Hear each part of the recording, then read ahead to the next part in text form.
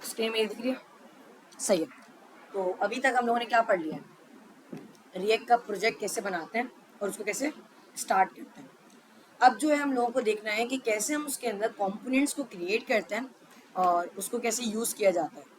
तो सबसे पहले तो मॉड्यूल 3 का फोल्डर ओपन कर लेता हूँ, इसको हम VS कोड में ओपन कर लेंगे और एक क्लास 2 नाम से फोल्डर क्रिएट कर लेते हैं। मैंने बनाया है क्लास 2। अब अगर क्लास 2 के अंदर मुझे कोई प्रोजेक्ट क्रिएट करना है रिएक्ट का, तो वो कैसे करेंगे? सबसे पहले क्लास 2 के अंदर आ गए और उसके अंदर VS कमांड प्रॉम्प्ट ओपन कर दिया। क्या करेंगे हम? npm क्रिएट, अभी वीट का यूज़ करेंगे क्योंकि वो, सॉरी स्पेलिंग मैंने गलत लिख दी, लेटेस्ट लिखेंगे तो ये क्या करेगा, ऐप क्रिएट कर देगा। सबसे पहले प्रोजेक्ट का नाम पूछ रहे हैं, मैं यहाँ पर प्रोजेक्ट का नाम दे देता हूँ माई ऐप। एंटर प्रेस करके रिएक्ट सेलेक्ट करेंगे और जावास्क्रिप्ट सेलेक्ट करके cd my app npm install.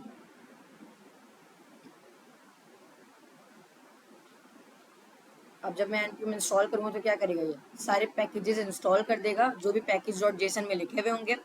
अभी मैं ओपन कर लेता हूँ कि हम लोग को क्या पढ़ना है। सबसे पहले तो मैंने क्या किया, सबसे पहले मैंने फोल्डर अकाउंट ओपन किया और यहाँ पर हम react.dev को ओपन करते हैं।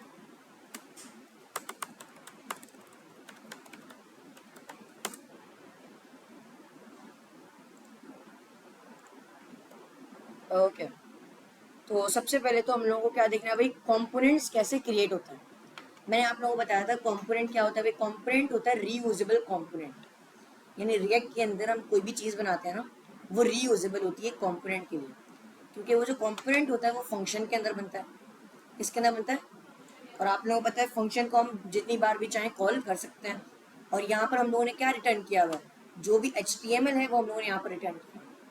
इसका मतलब ये कि मैंने क्या किया, एक कंपोनेंट बनाकर रख लिया, एक फंक्शन बनाकर रख लिया जिसके अंदर मैं क्या रिटर्न कर रहा हूँ, HTML रिटर्न कर रहा हूँ। अब जब भी मैं वो फंक्शन कॉल करूँगा तो वो वाला HTML चल जाएगा, यानी कि ये रीयूजेबल हो गया। यानी मैंने अगर एक बटन बनाया और उसी बटन वाले एक फंक्शन को 5 बार कॉल कर दिया तो 5 बार बटन बन जाएगा। ये चीज़ समझ आ रही है, रीयूजेबल। तो सबसे पहले तो हम लोगों को इंस्टॉल तो हो गया ये, हम यहाँ पर npm run dev कर सकते हैं तो क्या होगा, हमारा सर्वर यहाँ पर स्टार्ट हो जाएगा, यहाँ पर हमारा रिएक्ट स्टार्ट हो जाएगा। अब क्या करेंगे भाई, इसके ऊपर आएंगे cmd cd my app करके कोड स्पेस डॉट कर देंगे ताकि हमारी कोडिंग भी ओपन हो जाए। यहाँ तक कोई भी मसला? अब जो है SRC के अंदर आने के बाद हम सबसे पहली फाइल देखते हैं app.jsx। app.jsx के अंदर आप देखें ये सारी चीज़ें इन लोगों ने कोड लिखा हुआ है। इसके अंदर भी इन लोगों ने क्या किया हुआ है, एक कंपोनेंट बनाया हुआ है। सही है, फंक्शन का नाम क्या है यहाँ पर, फंक्शन का नाम कंपोनेंट है। सही है, अब जब भी यहाँ पर आप दिखेंगे ना फंक्शन बना हुआ है रिएक्ट के अंदर तो आप क्या बोलेंगे, एक कंपोनेंट बना हुआ है। यहाँ पर हम लोगों ने एक ऐप नाम का कंपोनेंट क्रिएट किया है, उसके अंदर रिटर्न किया है पूरी HTML। सबसे पहले एक div बनाया, एंकर टैग लगाकर उसके अंदर ये सारी चीज़ें लिखी। सही है, हम क्या करेंगे, एंकर टैग मतलब ये देखिए, जब मैं इसका आउटपुट ओपन करता हूँ ना, ये देखिए मैंने इसका, हाँ ये जो वेबसाइट है ना, अब मैं अगर इस पर क्लिक करूँगा तो ये वाइट की वेबसाइट में चले जाएगा। सही, यानी दूसरी वेबसाइट है उस पर क्लिक करने से जा रही है। बट अभी जो ये कोड है ये मैं नहीं चाहता, तो मैं div जो पूरा है उसको सेलेक्ट करूँगा, यहाँ से डिलीट कर दूँगा। सही है, सेव करेंगे और हेलो वर्ल्ड लिखकर चेक करेंगे हमारा आउटपुट आ रहा है कि नहीं आ रहा है आउटपुट। अगर आप यहाँ पर देखें हम लोगों ने क्या इम्पोर्ट किया हुआ है, app.css। अब इसके अंदर जो कोडिंग होती है वो हम इम्पोर्ट करके कोई भी चीज़ बाहर से इम्पोर्ट करें ना तो इम्पोर्ट का यूज़ करेंगे। सही, अभी हम क्या करते हैं ना, पूरी कोड को डिलीट कर देते हैं और खुद से कंपोनेंट बनाने की कोशिश करते हैं। कौन सा कंपोनेंट था ये, ऐप का। तो ऐप का कंपोनेंट बनाने के लिए सबसे पहले फंक्शन क्रिएट होगा, फंक्शन ऐप। हमेशा एक बात याद रखिएगा, जब भी आप कंपोनेंट का नाम क्रिएट कर रहे होंगे तो सबसे फर्स्ट वर्ड कैपिटल होगा, चाहे वो आप फाइल क्रिएट कर रहे हो या चाहे वो आप नाम क्रिएट कर रहे हो। आप देखिए मैंने फंक्शन क्रिएट किया, फर्स्ट लेटर कैपिटल है, यहाँ पर फाइल का नाम भी फर्स्ट लेटर कैपिटल है। अगर आप फर्स्ट लेटर कैपिटल नहीं रखोगे तो प्रोडक्शन में जाकर ये एरर दे देगा। सही, यानी कि जब ये डिप्लॉय होगा ना, या अभी भी मसला आ जाता है, क्योंकि वाइट के अंदर अगर आपने नाम गलत लिख दिया ना तो मसला कर देता है। मैं चेक करवा देता हूँ आप लोगों को। मैंने क्या किया, app.jsx का एक स्मॉल कर दिया। अब मैं क्या करूँगा, फंक्शन पूरा क्रिएट कर लेता हूँ, राउंड ब्रैकेट कर्ली ब्रैकेट, ये हमारा फंक्शन क्रिएट हो गया, यानी कंपोनेंट क्रिएट हो गया। रिटर्न कर देंगे, किसको रिटर्न करेंगे भाई, मैंने इसके अंदर पैराग्राफ को रिटर्न किया और काशान अदनान लिख दिया। सही है। अब जब भी हम ये कंपोनेंट क्रिएट करते हैं ना, ये डायरेक्टली तो यूज़ नहीं हो सकता ना उस दूसरी फाइल के अंदर, main.jsx में। मैंने बताया था ना, यहाँ पर रूट को सेलेक्ट करता है वो और उसके अंदर रेंडर करवाता है चीज़ें। तो हम यहाँ पर क्या करें, इंपोर्ट कर रहे हैं ऐप को। अगर हम इंपोर्ट कर रहे हैं, कहाँ से इंपोर्ट करें, app.jsx से। और हम लोगों ने इसको कोई एक्सपोर्ट दिया हुआ ही नहीं, तो वो इंपोर्ट कहाँ से करेगा। मैं वो कर दे रहा हूँ। यहाँ पर जो हम लोगों ने इंपोर्ट कर रहे हैं, यहाँ पर हम लोगों ने कोई चीज़ एक्सपोर्ट ही नहीं की हुई, तो वहाँ पर इंपोर्ट कैसे मिलेगा उसको। सही है, तो हम लोगों को यहाँ पर एक्सपोर्ट भी करना पड़ेगा। मैंने लिखा एक्सपोर्ट डिफॉल्ट ऐप। ये मैं इसका भी डिफरेंस बताऊंगा कि एक्सपोर्ट डिफॉल्ट ऐप का डिफरेंस क्या होता है और एक्सपोर्ट का डिफरेंस क्या होता है। ये चीज़ समझ आ गई। अब सेव करते हैं और आउटपुट पर आते हैं। क्या हुआ भाई, आ गया ये। अब अगर यहाँ पर मैं लिखता हूँ, अभी तो आ रहा है, लेकिन जब हम प्रोडक्शन में काम करते हैं ना तो ये उस वक्त मसला करता है, क्योंकि वाइट के प्रोजेक्ट के अंदर आप नाम स्मॉल नहीं रख सकते। मैंने अभी नाम स्मॉल कहाँ रखा है, मैंने अभी तो नाम कैपिटल रखा था, इसका नाम स्मॉल रखते हैं। अगर मैंने इसका नाम स्मॉल रखा है ना तो इसको कॉम्पोनेंट मानेगा ही नहीं, ये बोलेगा ये तो सिंपल फंक्शन है। ये देखिए, ये ग्रीन कलर से पता नहीं कौन सा कलर हो गया। कंसोल पे आते हैं, अब क्या कह रहे हैं, अनरिकॉग्नाइज्ड इन दिस ब्राउजर। अगर आप ए कैपिटल यानी फर्स्ट लेटर कैपिटल नहीं रख रहे हो तो क्या कह रहा है, ये तो है ही नहीं, कुछ है ही नहीं, कंपोनेंट ही नहीं बना। मतलब क्या, फर्स्ट लेटर कैपिटल होना ज़रूरी है। बस ये आप लोगों को समझाना था, ये आप लोग देख कर काम करेगा। सही है, ये तो हम लोगों ने क्या कर दिया, एक कंपोनेंट शुरू से क्रिएट करना देख लिया। सबसे पहले क्या होता है भाई, फंक्शन रिटर्न, उसके बाद हमारी जो भी नहीं, सबसे पहले उसके अंदर HTML जो आती है, फिर उसके बाद एक्सपोर्ट। इसके अंदर हम जावास्क्रिप्ट भी लिख सकते हैं। इसके अंदर जावास्क्रिप्ट कहाँ लिखते हैं भाई, रिटर्न से ऊपर, यहाँ पर हम अपनी सारी जावास्क्रिप्ट लिख सकते हैं। मैंने लिखा लेट num1 इक्वल्स टू 99, इसके बाद मैं लेट num2 इक्वल्स टू 92। अब मैं क्या करूँगा भाई, यहाँ पर लिखूँ console.log num1 multiply by num2। सही है, कंसोल जाते हैं, आ गया। सही, जावास्क्रिप्ट यहाँ पर चलती है। अब एक और चीज़, अगर मुझे ये जो जावास्क्रिप्ट है मुझे अपने आउटपुट में दिखानी है, क्योंकि इसके अंदर तो डॉक्यूमेंट डॉट गेट एलिमेंट का आईडी नहीं होता ना, और इनर HTML भी नहीं होता। अगर जावास्क्रिप्ट है तो उसके अंदर क्या करते थे, इस सबसे पहले इसको आईडी देते थे। सही है, फिर उसके बाद वहाँ पर डॉक्यूमेंट डॉट गेट एलिमेंट का आईडी करते थे, फिर डॉट इनर HTML करते थे, और जो वैल्यू होती थी उसको शो करवाते थे। लेकिन इसके अंदर ये नहीं, क्योंकि वर्चुअल डॉम है, इसके अंदर रियल डॉम है ही नहीं। अगर आपको इसके अंदर कोई चीज़ शो करवानी है, कहाँ शो करवानी है, पैराग्राफ के अंदर ना, आपको बस लगाना है कर्ली ब्रैकेट और उसके अंदर आप अपने वेरिएबल का नाम लिख दो। num1 मैंने लिखा है ना, num1 के अंदर क्या रखा हुआ है, 99 आ गया। जावास्क्रिप्ट मैंने कैसे लिखा, कर्ली ब्रैकेट लगाया और उसके अंदर कोई भी जावास्क्रिप्ट लिख दी। इसका इतना सिंपल है। सही है, पैराग्राफ उसकी आपकी मर्जी है, आप H1 में दिखाना चाहें या डायरेक्टली शो करवाना चाहें वो भी हो सकता है। चेक करते हैं भाई, डायरेक्टली शायद डायरेक्टली नहीं हो, हाँ डायरेक्टली भी हो जाता है। देखो मैंने डायरेक्ट लिखा है। अच्छा हाँ, ये कह रहा है कि आपको कोई ना कोई इसका पेरेंट क्रिएट करना ही होगा, तो मैंने क्या किया भाई, एक पेरेंट क्रिएट कर लिया। यहाँ तक कोई मसला। अब एक और चीज़, अगर मैं यहाँ पर कोई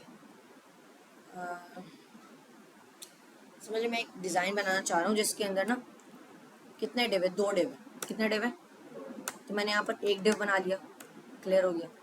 अब मैंने एक और डिव बनाया क्योंकि उसके राइट साइड में लाने के लिए मुझे एक और चाहिए होगा।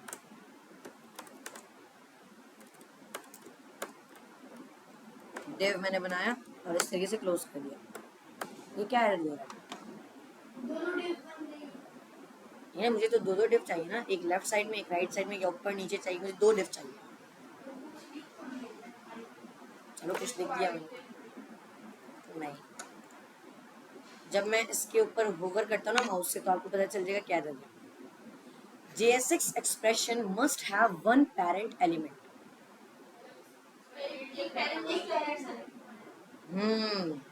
यानी एक ना एक पेरेंट होना ही चाहिए जिसके अंदर सारे डिव बनेंगे, वरना ऐसे नहीं बन सकता। तो हम लोगों को सबसे पहले एक डिव बनाना पड़ेगा, उसके अंदर सारा काम। अब ये एरर आ रहा है? नहीं ना। अगर मुझे कोई भी काम करना है तो सबसे पहले एक पेरेंट होना जरूरी है, वरना ये काम नहीं करेगा। ये तो हो गया जावास्क्रिप्ट कैसे लिख सकते हैं। अगर मुझे यहाँ पर जावास्क्रिप्ट शो करवानी है वो भी करवा सकते हैं। भाई मैंने लिखा num1 + num2, ये भी प्रिंट हो जाएगा। मैंने यहाँ पर क्या लिखा भाई, मैंने यहाँ पर लिखा हेलो। सही है। अब आप देखें 191 भी आ गया और हेलो भी आ गया। सब चीज़ें समझ आ रही हैं आप लोगों को? वही चीज़ है, बस थोड़ा सा ईजिली है। अब जो है ये तो था कंपोनेंट के बारे में। अब हम लोग देखते हैं कि ये तो ऐप का कंपोनेंट पहले से बना हुआ था ना, हम खुद बनाते हैं एक माई कंपोनेंट नाम से कंपोनेंट। एसआरसी के अंदर आकर, एसआरसी जो होती है ना हमारी सोर्स की मेन फोल्डर होता है जिसके अंदर हमारी सारी फाइल्स होती हैं। हमेशा इसी के अंदर अपनी फाइल्स बनाएंगे। सही। अब मुझे अपना कंपोनेंट बनाना है, एसआरसी के अंदर आया मैं और एक फोल्डर क्रिएट किया मैंने कंपोनेंट नाम से, कंपोनेंट्स।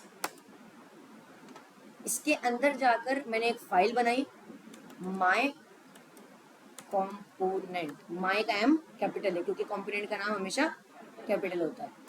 .jsx मैंने क्या रखा है इसका। अब .jsx क्या है? एक तो था जावास्क्रिप्ट और एक है JSX। JSX का मतलब होता है जावास्क्रिप्ट XML, मैंने बताया था, और एक होता है जावास्क्रिप्ट, उसके साथ भी आप लिख सकते हैं। अगर मैं जावास्क्रिप्ट के अंदर करना चाहता हूँ वो भी कर सकता हूँ। देखें कैसे। मैंने लिखा function my component round bracket return करके एक h1 दे दिया मैंने, हेलो लिख दिया मैंने, और इसको क्या किया, यहाँ तक क्लियर है। अभी मैंने जावास्क्रिप्ट के अंदर लिखा है ना, ये फिर भी वर्क करेगा। अब JSX किस लिए होता है वो देखिए।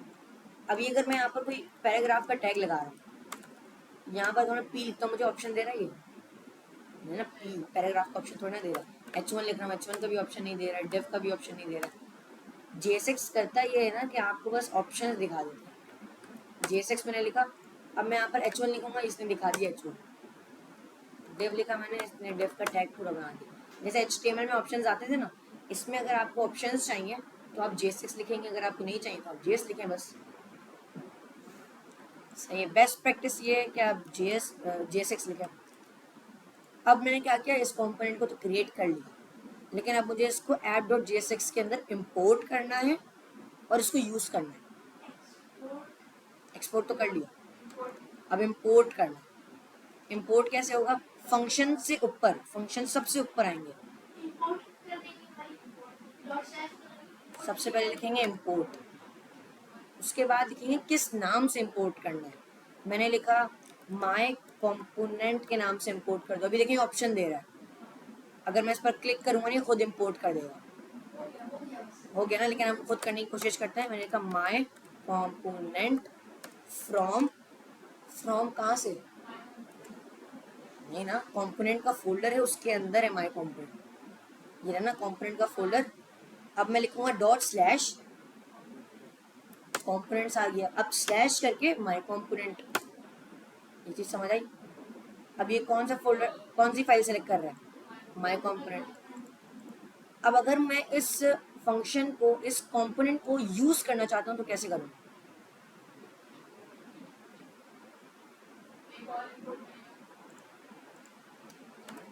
फिर क्या करेंगे?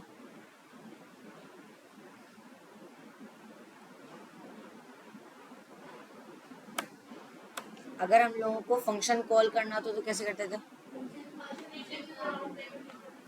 लेकिन ये जो है एक कंपोनेंट है, कंपोनेंट को कैसे कॉल करेंगे?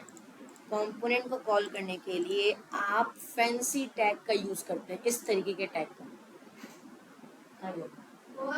ये रहा ऐप, जैसे इसने कॉल किया हुआ इन्हीं टैग बनाया हुआ है, उसके अंदर कंपोनेंट का नाम लिखा हुआ है, इसको हम कहते हैं फैंसी कंपोनेंट। यानी अगर मैं लिखता हूँ इसके अंदर माय कंपोनेंट और इस तरीके से, समझ आया? My component close.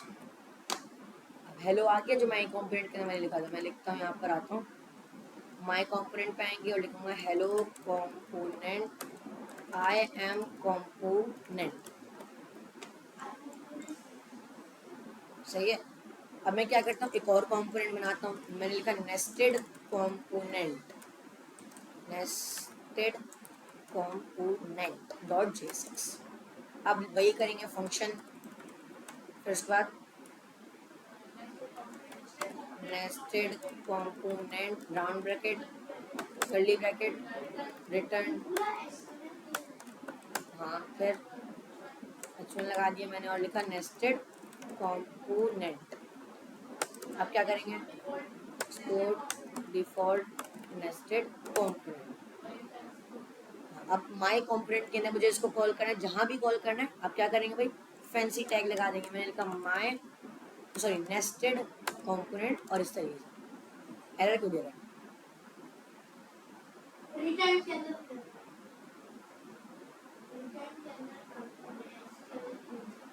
तो रिटर्न के अंदर तो काम करता है।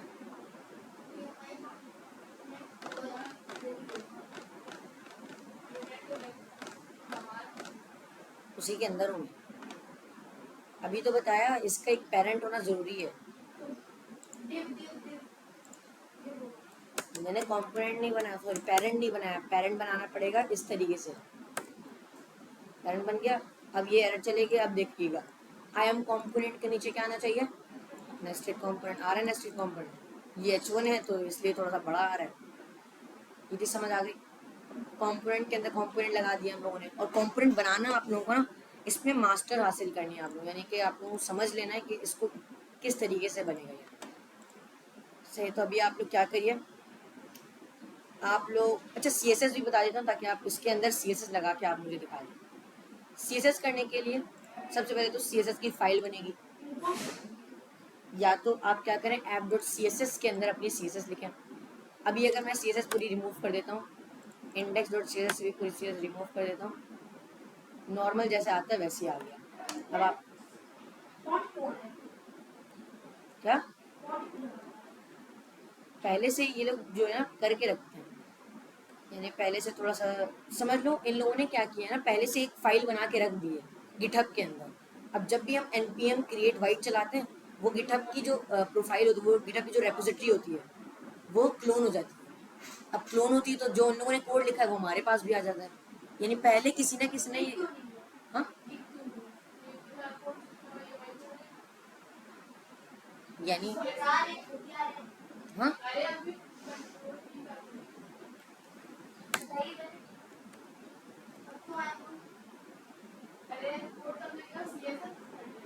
CSS हटाना है ये CSS।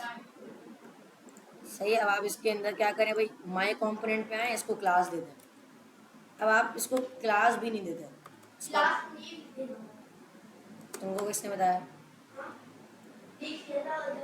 अच्छा क्यों देते हैं ये बता दो। इसकी एक लॉजिक भी है ना कि ऐसी थोड़ी ना क्लास नेम दे रहे हैं। क्लास नेम इसलिए देते हैं हम इसको क्योंकि जावास्क्रिप्ट के ना क्लास एक चीज़ है, क्लास एक चीज़ है, तो इसलिए उसका नाम हम यहाँ पर नहीं लिखते हैं, इसलिए हम यहाँ पर क्लास नेम लिखते हैं क्योंकि अलग लिखना होता है, वरना अगर हम उससे सेम लिखेंगे तो वो उससे रेफर हो जाएगा। ये चीज़ समझ आ गई? सही है। आप क्लास नेम के अंदर आपने लिखा माय डिव, और app.css के अंदर आने के बाद माय वही CSS तो आप लोगों को पता है, CSS तो सिंपल है। बैकग्राउंड का रेड क्या हुआ भाई, माय डिव।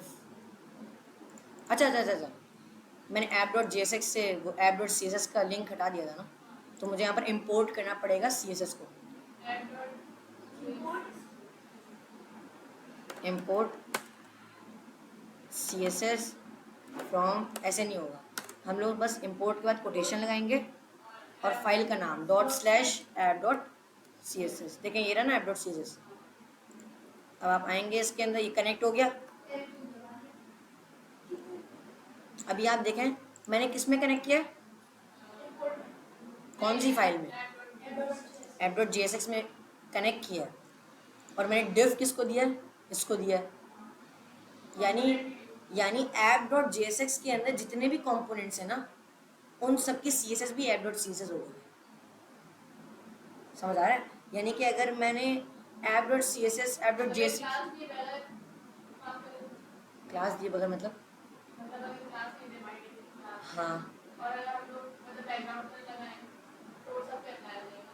अगर मैंने div को क्लास दी तो div को बैकग्राउंड कर दिया तो जितने भी div है app.jsx के अंदर, हाँ यानी एक div, दो div, तीन div, app.jsx के अंदर तो 3 div है। माई कंपोनेंट के अंदर 2 div है, उसके नेस्टेड कंपोनेंट के अंदर div नहीं है, तो जितने भी उसके अंदर कंपोनेंट में div है ना, उन सब में लग जाएगा। हाँ लेकिन सब के div में लग गया, सब मैंने div को दिया था जी। अरे फॉन्ट हटाया ना अभी index.css से, चाहे तो लगा लो। यहाँ पर आओ, तुम क्या करोगे, यहाँ से इसका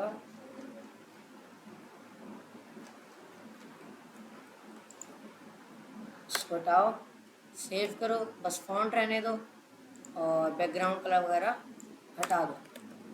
सही है, फॉन्ट आ गया। ये फॉन्ट वेट वगैरह अगर चाहिए तो लगा लो, वैसे भी कोई ज़रूरत नहीं है, हटा दो। सही है, बस ये फॉन्ट रहने दो। फॉन्ट है सैंस सेरिफ हेल्वेटिका है, अच्छा हेल्वेटिका ही है। सही है, इस तरीके से तुम कोडिंग करो। और जल्दी से आप लोगों को करना ये है कि कार्ड, अरे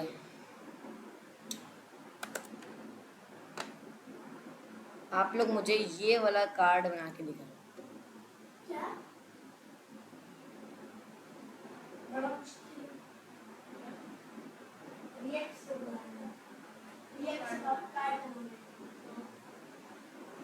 क्या मुश्किल है इसके अंदर, बस आपको हर एक कार्ड का कंपोनेंट बनाना है। यानी ये ट्विटर का कार्ड है, उसका एक कंपोनेंट बनाना है, इंस्टाग्राम का कंपोनेंट बनेगा, यूट्यूब का कंपोनेंट बनेगा, और इन सब app.jsx में कॉल करवाएंगे और उसके मेन डिव को डिस्प्ले फ्लैग्स दे देंगे ताकि एक लाइन में आ जाए। जितना हो सके ना काम को तोड़ने की कोशिश करिएगा। अभी रुक जाओ ना, मैं बता रहा हूँ। अभी देखें, अभी यहाँ पर जैसे ना इसके अंदर बटन भी है रीड मोर का, और तीनों के अंदर सेम रीड मोर का बटन है। आप क्या करिए, एक कंपोनेंट बनाइए बटन के नाम से, BTN के नाम से बना लिए, और वही तीनों बटन यहाँ पर कॉल कर दिए। हाँ हाँ सही है, CSS अभी तो बताया।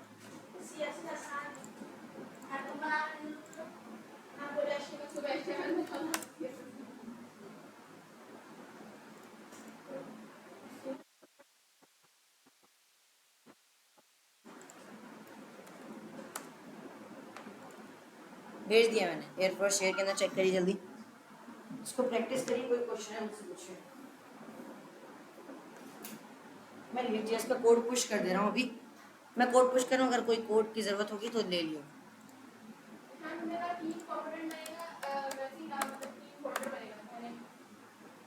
एक फोल्डर बनेगा कंपोनेंट्स का, उसके अंदर 3 फाइल्स बनेंगी।